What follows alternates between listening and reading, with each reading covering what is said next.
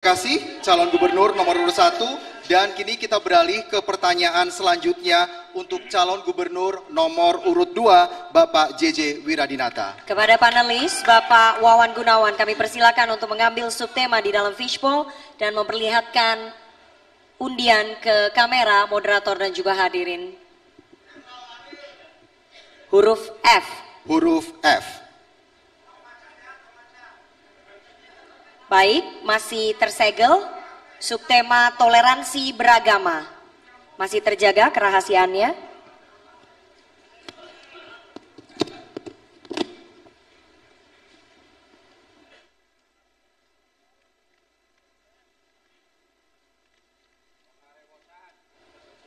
Pertanyaan untuk calon gubernur nomor urut 2. Pertanyaan hanya akan kami bacakan satu kali dan tidak akan kami ulangi.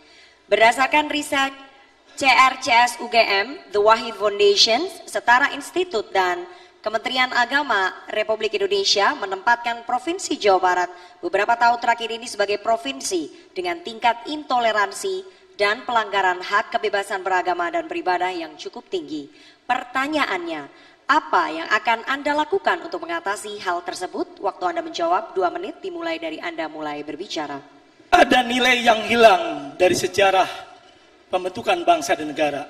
Bung Karno dalam founding father bangsa yang keragaman saat itu mengikhlaskan dirinya bersama-sama mengedepankan kepentingan yang lebih besar. Dasar negara adalah Pancasila dengan merangkum keragaman yang ada. Nilai ini 79 tahun yang lalu ditetapkan oleh founding father bangsa.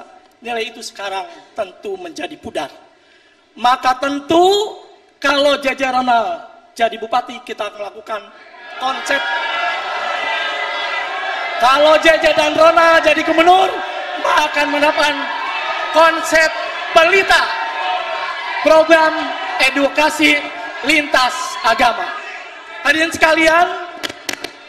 sekalian, konflik intoleransi sesungguhnya dipicu oleh kecurigaan masing-masing pihak.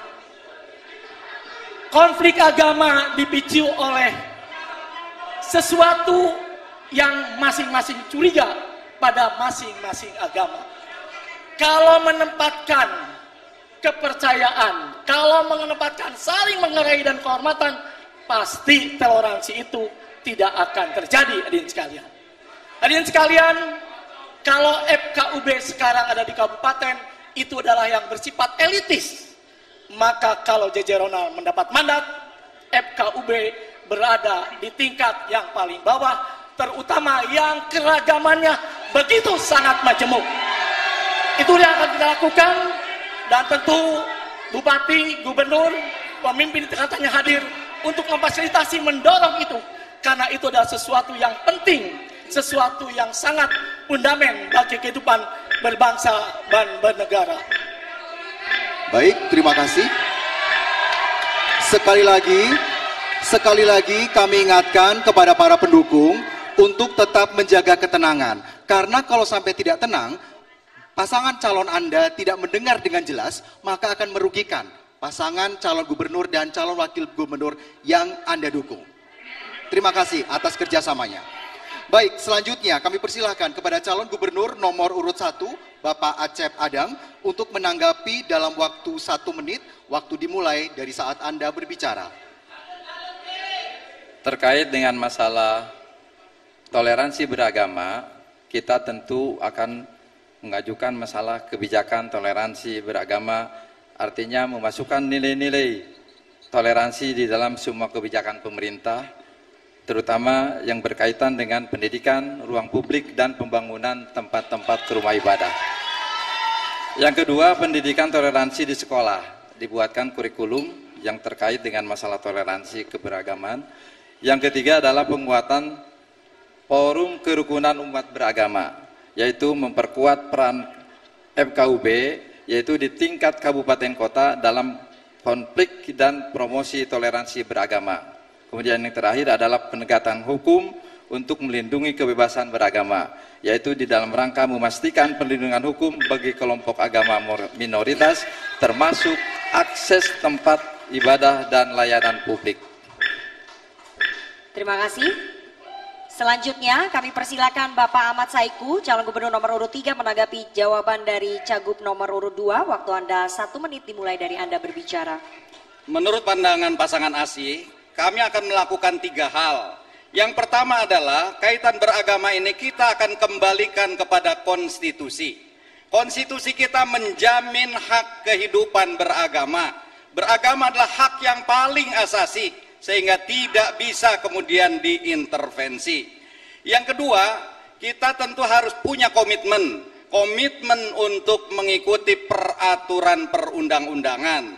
Kita harus ikut rule of law, aturan apa yang diberlakukan di negeri ini, dan kemudian melakukan law enforcement, penegakan hukum terhadap pelanggar-pelanggar yang mencederai hak-hak aturan perundang-undangan. Dan yang ketiga, kami mengusulkan adanya suasana kebersamaan lintas agama sejak dini, bukan pada hal-hal yang krusial, tapi hal yang lebih sederhana, menanam pohon bersama, kita bekerja bersama-sama, gotong royong bersama-sama, inilah yang akan membangun toleransi. Baik, terima kasih. Waktu Anda telah habis. Selanjutnya kami persilakan kepada calon gubernur nomor urut 4, Bapak Deddy Mulyadi untuk menanggapi. Waktu Anda 1 menit dimulai saat Anda berbicara. Saat saya SD, guru PMP saya namanya Udensius Natet, dia beragama Katolik. Saya ditampar di sekolah, ketika pulang ke rumah saya ditampar lagi oleh orang tua saya. Artinya sesungguhnya orang Jawa Barat sudah sejak lama hidup toleran dan tidak ada problem tentang agama. Yang menjadi problem adalah adanya kekuatan politik yang seringkali mengkapitalisasi isu agama menjadi bagian dari elektoral. Untuk itu, kalau ingin merukunkan orang Jawa Barat, saya katakan orang Jawa Barat itu toleran. Cuman orang Jawa Barat adalah tidak berani menghadapi orang yang intoleran. Pelaku intoleran di Jawa Barat ada 2 komunitas. Satu kaum urban, yang kedua adalah kaum migran.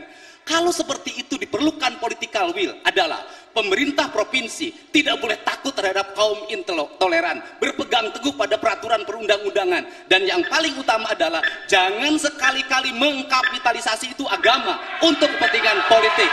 Ini yang menjadi problem kita. Insya Allah kita semua akan hidup rukun dan Cukup, damai. Bapak, waktunya habis.